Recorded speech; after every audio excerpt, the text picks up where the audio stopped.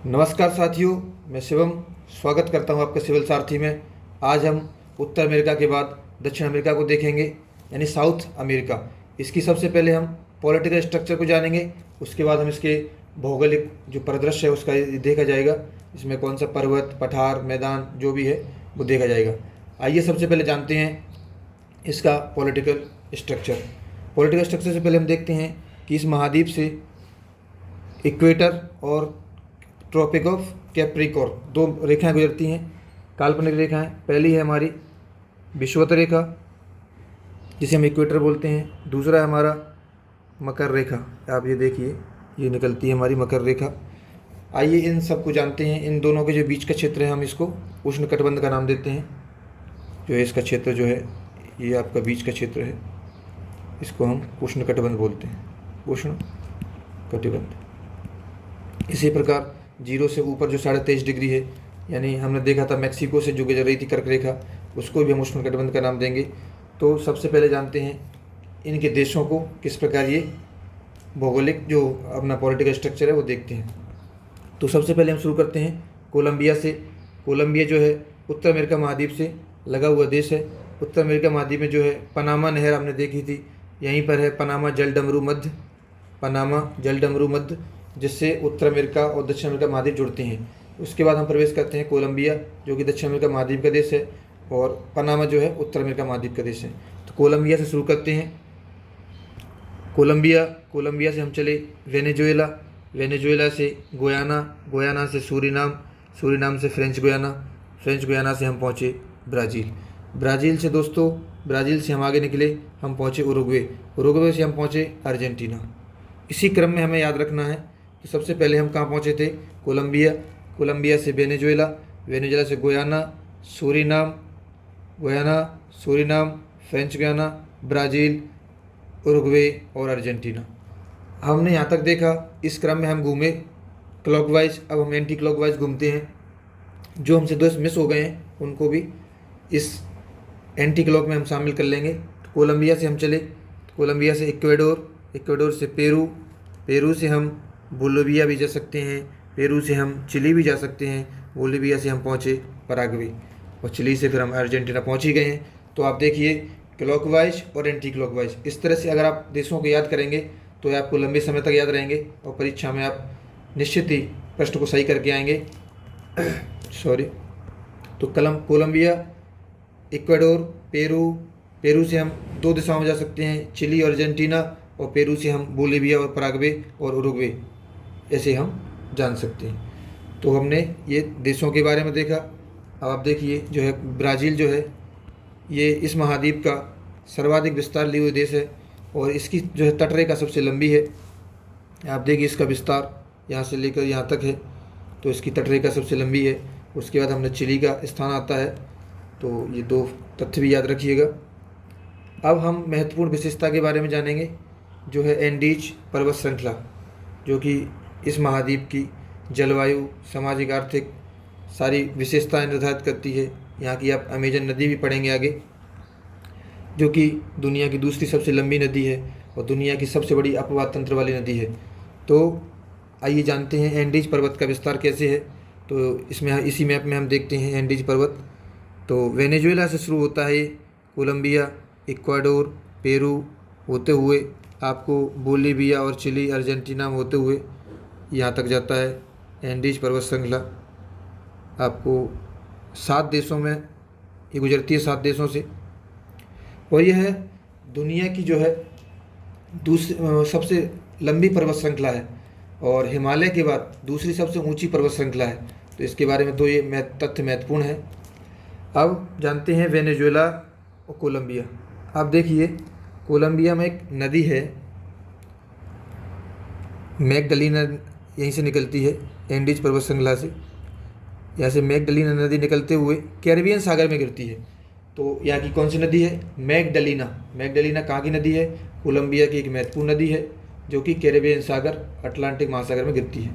उसके बाद हम चलते हैं इक्वाडोर। इक्वाडोर में आप देखिए इसकी राजधानी क्या है? क्यूटो। क्यूटो इसकी राजधानी है। इसी के पास में आपको एक चोटी मिलेगी कोटोपैक्सी। कोटोपैक्सी जो है दुनिया की सबसे ऊंची सक्रिय ज्वालामुखी पर्वत है। इसके बाद यहाँ आपको मिलेगा चिम्बे राजू। चिम्बे राजू जो है ये दक्षिण अमेरिका की मतलब अगर यहाँ की देखा जाए इक्वाडोर की सबसे ऊंची चोटी है। कोटोपैक्सी आपने देखा सबसे ऊंचा सक्रिय ज्वालामुखी पर्वत है। इसके बाद हम पेरू और बोलीविया पहुँचे तो आप देखेंगे ये आपको स्थान दिख रहा है, ये है टिटिकाका झील। टिटिकाका लेक है, ये पेरू और बोलीविया के बॉर्डर पर है। टिटिकाका लेक दुनिया की सबसे ऊंची नौगम्य झील है। इसी के पास में जो है बोलीविया की राजधानी लापाज है। यहीं एक झील है लापाज के समीप ही पोपो झील, इसे भी याद रखिएगा, ये भी परीक्षा में पूछी जाती है। उसके बाद हम आगे देखते हैं चिली, और इसको हटाना पड़ेगा हमें। आप माइंड में रखिए कि ये एंडीज पर्वत श्रृंखला का विस्तार है और ये नीचे तक गया है एंडीज पर्वत श्रृंखला। आप यहाँ देख सकते हैं पेरू और चिली के जो बॉर्डर है, यहाँ पर आपको अटाकामा डेजर्ट मिलेगा। Atacama desert. आप यहाँ डेजर्ट के बारे में जानिए, जो है डेजर्ट क्यों पाए जाते हैं, और ये आपको उष्णकटिबंध में ही मिलेंगे। जो है ये मान लीजिए आप 0 डिग्री है, ये 23.5 उत्तरी अक्षांश, ये 23.5 डिग्री जो है दक्षिणी अक्षांश है। यहाँ जो है पूर्वी तट पर, यानी पूर्वी तो नहीं पश्चिमी तट पर, महाद्वीप के जो है पश्चिमी तट पर आपको आपको क्या मिलेगा, आपको मिलेगा डेजर्ट। डेजर्ट क्यों मिलेगा, ये जो इस क्षेत्र में जो है व्यापारिक पवनों का प्रभाव होता है। व्यापारिक पवनें कैसे चलती हैं, व्यापारिक पवनें ऐसे चलती हैं, उत्तरी महाद्वीप में ऐसे चलती हैं, दक्षिणी महाद्वीप में कैसे चलेंगी, ऐसे इस क्षेत्र में जो है व्यापारिक पवनों का प्रभाव होगा। तो व्यापारिक पवनों का प्रभाव जो है पूर्वी क्षेत्र में बारिश तो कराएगा, लेकिन यहाँ तक आते आते जो है इसमें वर्षा की मात्रा कम हो जाएगी। इसके साथ साथ आप एक बात जानते होंगे कि महाद्वीपों के पश्चिमी तट पर जो है, यहाँ पर आपने एक जल रेखा का नाम सुना, मतलब जल राशि का नाम सुना होगा। जलधारा जो है उसका नाम क्या है, हम्बोल्ट जलधारा। हम्बोल्ट पेरुवियन जलधारा बोलते हैं जिसे। तो ये ठंडी जलधारा है, ये ठंडी जलधारा का प्रवाह होता है इस क्षेत्र में। तो वर्षा के लिए प्रतिकूल स्थिति बन जाती है। यहाँ पर निम्न दाब की जगह हाई प्रेशर बनता है लो प्रेशर की जगह पर। तो ये जो है यहाँ पर कुछ पश्चिमी तट पर मरुस्थल बनने का कारण होते हैं। तो आप इसको याद रखिएगा, और इसके पीछे जो भी अन्य कारण होंगे हम उन्हें बाद में देखेंगे। तो ये हो गया अटाकामा डेजर्ट। अब देखिए अटाकामा डेजर्ट की और क्या विशेषता है, आइए जानते हैं अटाकामा डेजर्ट की अन्य विशेषताओं के बारे में। ये हम अटाकामा डेजर्ट, ये आप यहाँ पर देखिए अटाकामा डेजर्ट। अटाकामा डेजर्ट जो है यहाँ पर एक स्थान है अरिका जो है आज के समय में यहाँ पर एक पहले खनिज पाया जाता था कैलिक।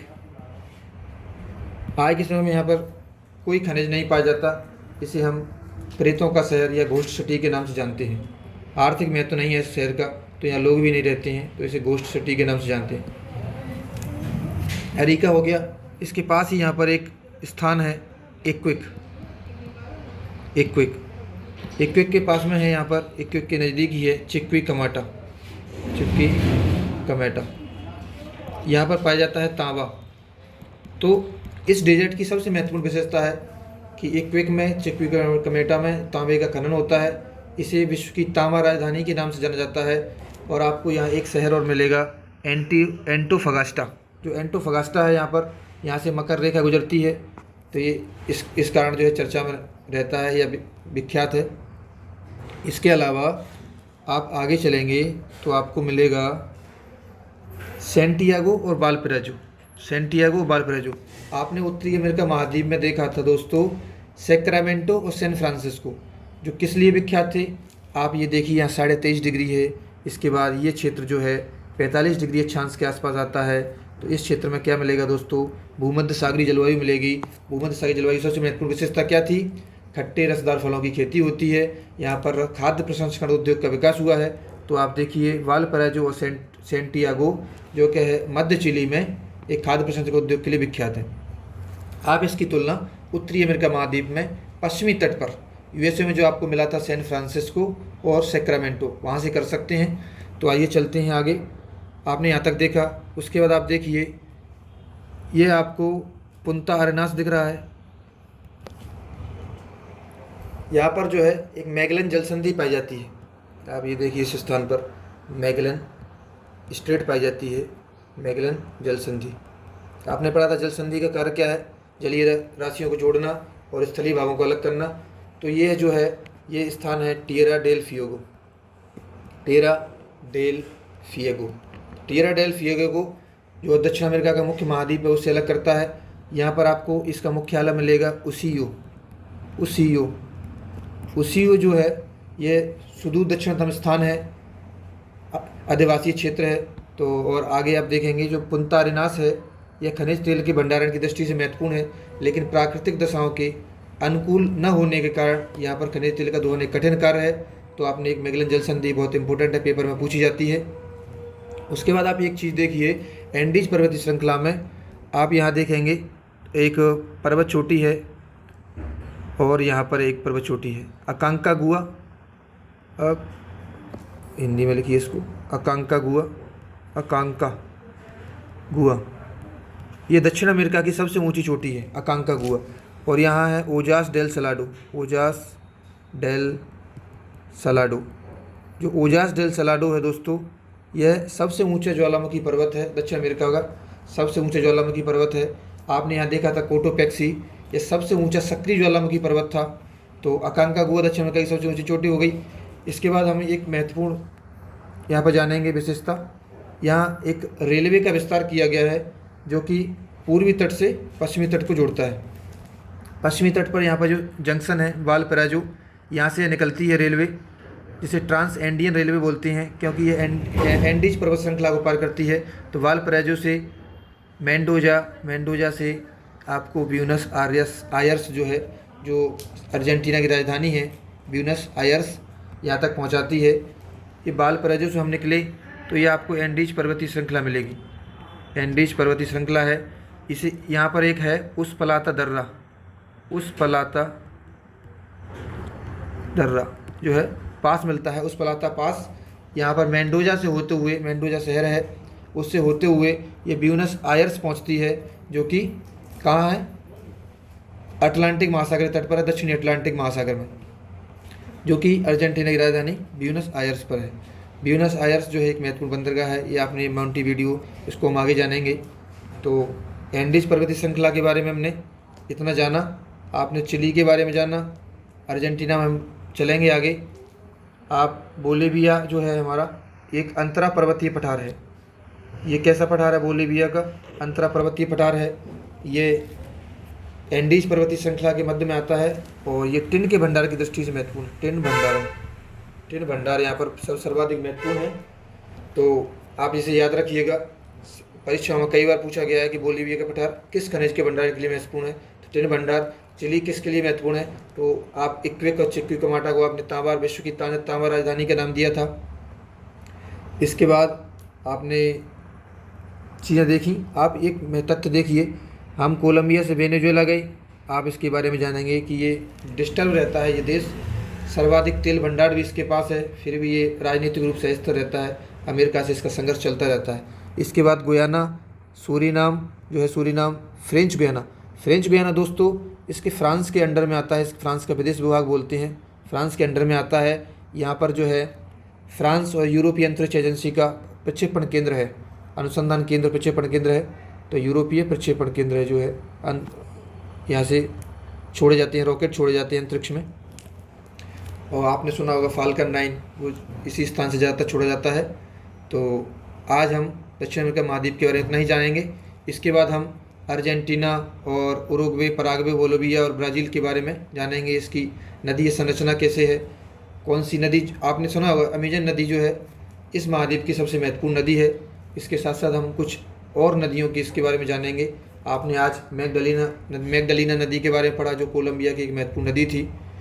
तो दोस्तों आप इसको ब्लैंक मैप के माध्यम से इसको बनाने का प्रयास कीजिएगा, रिकॉल करने का प्रयास कीजिएगा। हमने जो उत्तर अमेरिका महाद्वीप किया है उसको भी आप ब्लैंक मैप में जिस प्रकार मैंने कराया उस प्रकार से आप रिकॉल करने का प्रयास कीजिए और मैप को भरने का प्रयास कीजिए। जब आप यह प्रोसेस 1 से 2 बार करेंगे तो विश्वास मानिए आपके दिमाग में ये मैप छप जाएगा। आपको फिर इसको दोबारा इस तरह से पढ़ने की रटने की ज़रूरत नहीं पड़ेगी। तो इसी के साथ हम क्लास का अंत करते हैं और आप इन तथ्यों से जुड़ने के लिए, हमारी क्लासेस देखने के लिए, लिंक पाने के लिए आप हमारे टेलीग्राम चैनल @सिविल सारथी से जुड़ सकते हैं। आप इस पर वीडियो के नीचे लिंक दी जाएगी, आप टेलीग्राम पर डायरेक्ट सर्च भी कर सकते हैं। तो @सिविल सारथी से जुड़िए और जिस पे हम लगातार प्रश्न और कई महत्वपूर्ण तथ्य जो Uttar Pradesh UPPSC, RO ARO और BPS से संबंधित जो परीक्षाएं आने वाली हैं उनसे संबंधित दे रहे हैं। हमारे साथ जुड़कर, जो हमारा मोटो है लीविंग नो वन बिहाइंड, हमारे साथ जुड़कर सफलता प्राप्त करें। और इसी के साथ नमस्कार, धन्यवाद और आप देखते रहिए सिविल सारथी।